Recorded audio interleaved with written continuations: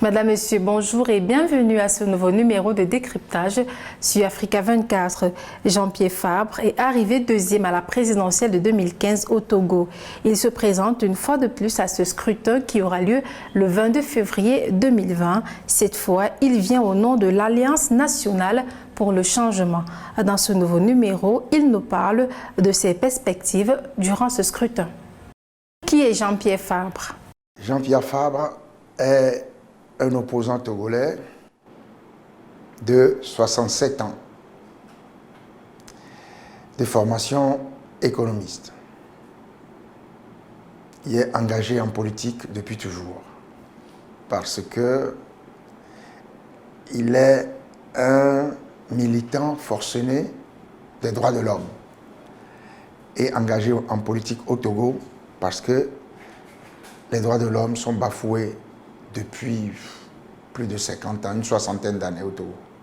Et donc, Jean-Pierre Fabre lutte inlassablement pour l'alternance politique au Togo. L'Alliance nationale pour le changement est à sa troisième participation à la présidentielle au Togo. Pensez-vous que tout est mis en place pour une vérité des urnes? Pas du tout. Si vous vous souvenez, le 21 novembre dernier, donc 2019, nous avons animé une conférence de presse au siège de l'ANC où nous avons présenté un mémorandum pour l'amélioration du cadre électoral, un mémorandum en 9 points.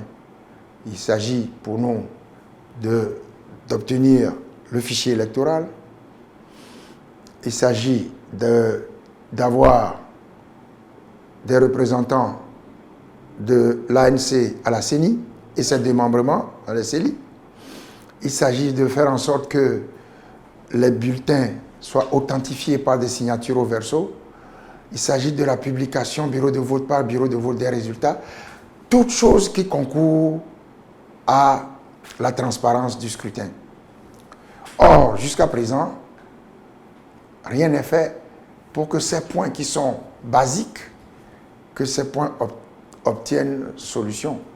Donc, la vérité des urnes, elle est loin d'être obtenue. Mais, que faire? Il faut que les populations se mobilisent. Il faut que les partis politiques, les candidats de l'opposition aient des représentants dans les bureaux de vote. Il faut défendre la vérité des urnes en restant vigilant, éveillé dans les bureaux de vote. Il y a plusieurs candidats de l'opposition à cette présidentielle. Seriez-vous prêt à négocier avec les autres candidats pour donner une chance à l'alternance au cours de ce scrutin? Qu'est-ce qui se passe habituellement depuis 1998, 2003, 2005, 2010, 2015? L'opposition, le cumul des voix qui se répartissent sur l'opposition donne autour de 40%. Et le candidat du RPT Unir, soit Gnassingbé Yarema, soit Fort Gnassingbé, obtient 60% à peu près. C'est le chiffre officiel. Donc, il n'y a pas lieu de rechercher à concentrer les 40% de l'opposition sur un candidat, puisqu'il sera battu. C'est le chiffre officiel. Ça veut dire c'est les chiffres qu'on attribue frauduleusement à l'opposition. La question n'est donc pas de concentrer les votes sur une personne, puisqu'elle obtiendra les 40% que les populations sont supposées lui donner selon les résultats. Il faut simplement faire en sorte que les conditions soient réunies. Et nous avons perdu tout ce temps à discuter de quelque chose qui n'était pas un problème. J'espère que vous me comprenez. Donc, c'est la raison pour laquelle je ne vois pas l'intérêt de négocier. D'autant que les critères du choix du candidat sont des critères fantaisistes, sont des critères sortis de nulle part. Ce ne sont pas des critères objectifs qui doivent permettre de désigner un candidat. Quel bilan, selon vous, des 3 mandats de la gouvernance du Togo ces dernières années? Il faut prendre 2 axes.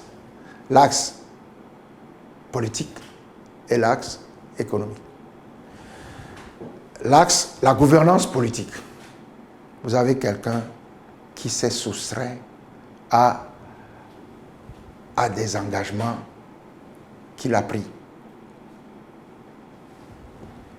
Les engagements de faire des réformes. Il a refusé de les faire. Ensuite, il les a faites unilatéralement à l'Assemblée nationale. Révision constitutionnelle. Ils ont passé de 3 articles le projet de loi du gouvernement à 29 articles. 26 articles qui sont illégalement votés, c'est-à-dire sans suivre la procédure prescrite par l'article 144. C'est-à-dire un 5e de l'Assemblée nationale dépose une proposition de loi. Dès lors, les articles votés irrégulièrement sont nuls et de nul effet parce que anticonstitutionnels. Donc échec total en matière de gouvernance politique. Maintenant, la gouvernance économique, Faure Gnassingbé, en venant au pouvoir, a dit une minorité accapare les richesses du pays. Il n'a rien fait pour nous montrer qui c'est. Il n'a rien fait pour y mettre fin. Il fait tout dans l'opacité. Si je veux retourner aux droits de l'homme, la gestion, par exemple, de l'affaire des incendies des marchés, les gens ont passé 5 ans en prison. Moi-même, je suis toujours inculpé. Je suis toujours inculpé. Donc, et dans l'échec, il y a le chômage des jeunes. Qu'apporteriez-vous de plus aux Togolais si vous êtes élu président de la République? Il y aura un sentiment d'appartenance à une communauté nationale. Que les Togolais, où qu'ils se trouvent, soient appelés à apporter leur contribution.